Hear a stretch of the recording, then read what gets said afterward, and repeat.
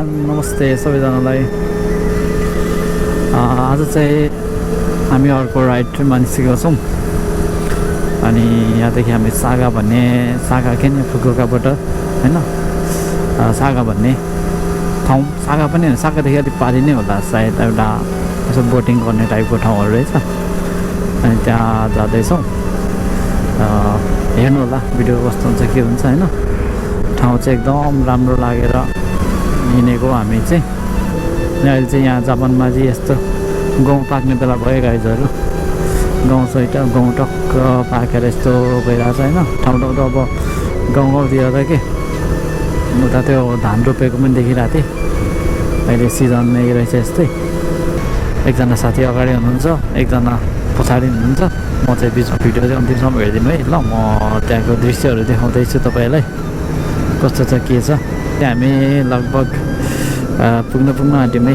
धेरै लामो बाटो रहेछ क्या, 86 किलोमिटर होला फुकुओकाबाट। टनेल सुरु भयो चाहिँ टनेल चाहिँ लास्टै लामो छ क्या। टनेल चाहिँ बबाल, यो चाहिँ छोटो, अर्को लामो होला चाहिँ पर। त्यसमा चाहिँ पुरा मजा आउने क्या।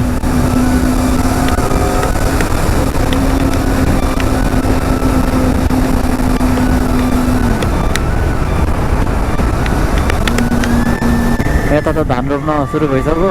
हरियाल्यो त्यहाँ तल ट्र्याक्टरले जोत्दैछ। यता यो राइट साइडमा चाहिँ पुरा पाकिरहेछ क्या गहुँहरू। यहाँ हेर्न सकिन्छ पुरै पहेँलै भएको छ होइन। यता चाहिँ आनन्दको ठाउँ रहेछ यता के, सुनसान होइन। ट्याक्कसँगले यतै घरबार गरेर बसौँ खालको के। यतै घरबार गरेर यसो खेती किसानी गरेर यतै बसौँ खालको के। रमाइलो घरहरू, त्यस्तै घरहरूको डिजाइनहरू होइन। गाउँतिर यसो छिरो भने पनि पुरा त्यो नेपालकै याद आउने क्या। नेपालकै पुरा आफ्नो गाउँघरकै याद आउने क्या पुरा। यता पनि अब सहरतिर तलतिर गयो भने त अब त्यस्तो हुन्न नि त। के भयो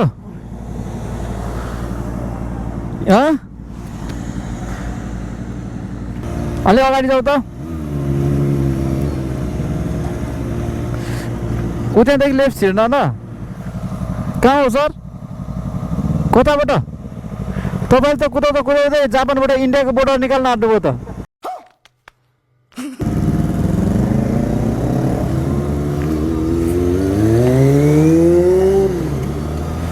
को छ यहाँको मान्छेको कहाँनिर? त्यही त मिल्दैन। बर्को ठाउँ कहाँ हो?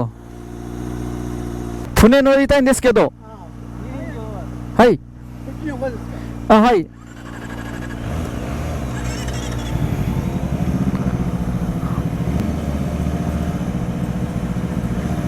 सोको दे देश का फुने ना यो याको सिते ना खाता के दो फुने ना यो याको सिते ना खाता के दो दाइजो देश का दाइजो वकारी मास्ता कुछ मुरियो देश का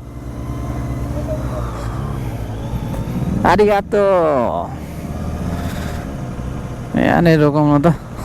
अब हामी चाहिँ फुने चढौँ भनेर आएको होइन, मजा आउने रहेछ हेरौँ चट्टसँगले।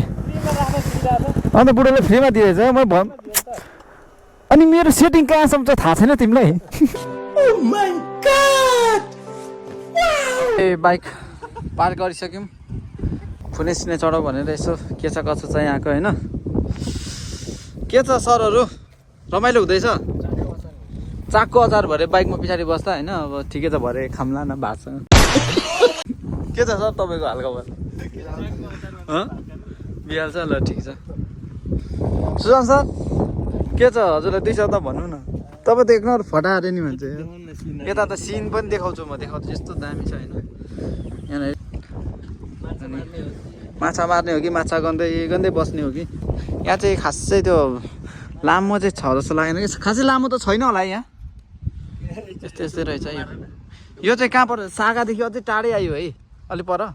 सागाको ठ्याक्क हामी डबल हो कि हेटेरिया भन्ने कहाँ आयो यार। म्यापमा चाहिँ यो डुङ्गा छ के। ठाउँ त रमाइलो छ तर अब पैसा चाहिँ कति लाग्छ यहाँ डुङ्गा चढेको। ट्याक्क फुल पनि ट्याक्क फुलिरहेछ यहाँनिर चाहिँ गाईहरू। कि पुता यता काट्ने होला नि। टोयलेट ऊ त्यहाँ देखाइरहेको थियो त कि त्यो त माछा नि देखाएको छ भित्र जाउँ जाउँ छिटो एकजनाले लिउँ एकछिन पैसा मिलाउन निस्केर मैं आपको सिखाऊंगा पैसे कैसे कमाओगे बोलो सुनना है नानी नानी के चिज हो त्यसको ジーラは、海の中が見える船で次がはい2時になります。2時ですね。ガマルは七つ釜というところに行くんですけど、次が1時半になりますね。おすすめはおすすめなんですけど、はいこちらはお子様にやはり人気の傾向があって、こちらは大人の方が行かれることが多い傾向に。一人小学生です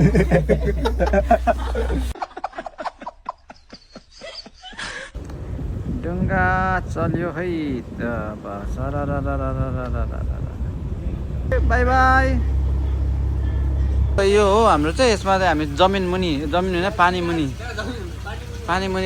जान्छौँ हामी एकछिनमा है है ठिकै त मात्रै बस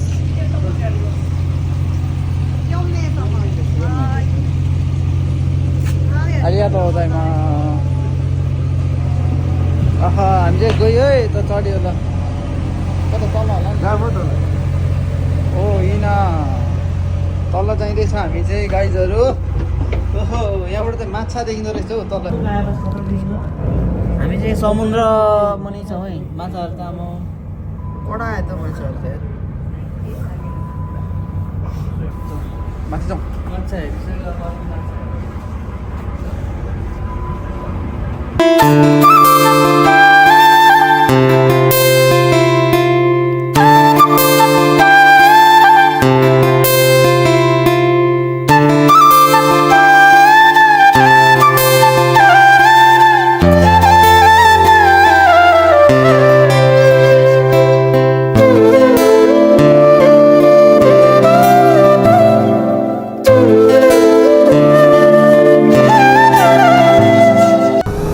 हामी रुमतर्फ फर्किँदैछौँ घुम्यौँ गऱ्यौँ हल्का फुल्का हल्का चुखारे पनि भयो आजको भिडियो कस्तो लाग्यो हजुरहरूलाई है मन पऱ्यो भने त्यही हो लाइक कमेन्ट सेयर सब्सक्राइब सबै गरिदिनु होला मिलाएर गाटागुटु अनि फेरि पनि अब भिडियोहरू म अपलोड गर्ने नै छु पक्कै पनि